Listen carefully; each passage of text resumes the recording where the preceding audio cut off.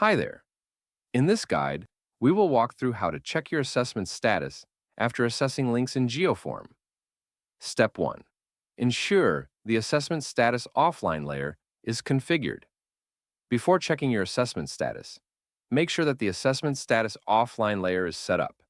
If you haven't configured it yet, refer to our previous video on configuring offline layers. To confirm that it's configured, open the Layer Manager. Expand the Assessment Status layer group. If the layer is missing, follow the setup instructions from our previous video. Step 2. Viewing the assessment status on the map. Once the layer is configured, you will notice slim lines in various colors, red, blue, etc. These represent the network layer, or the link reflecting surface types. A thick yellow or green layer underneath the network layer.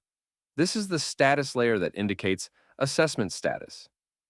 Color meanings of the status layer: green, the link has been assessed; yellow, the link has not been assessed; blue, the link's surface type is a track; brown, the link is inaccessible.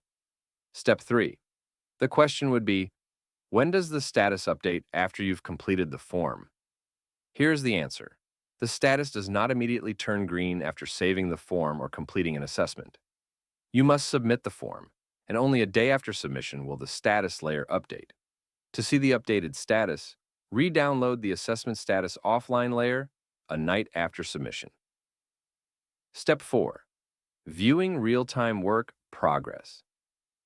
To avoid assessing the same link twice, you can track your completed assessments in real time using form layers, then only relying on the assessment status offline layer.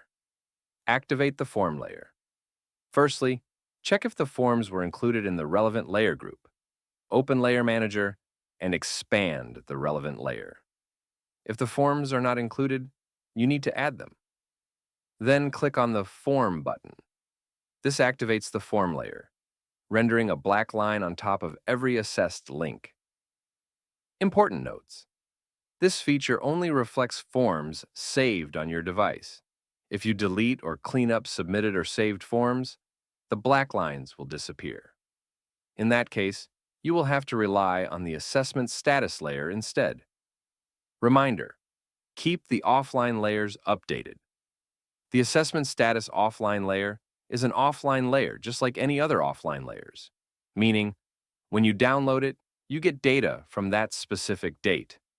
If your team submits new data after your download, their updates won't appear on your device. To stay in sync, you must re-download the layer regularly, preferably once a week.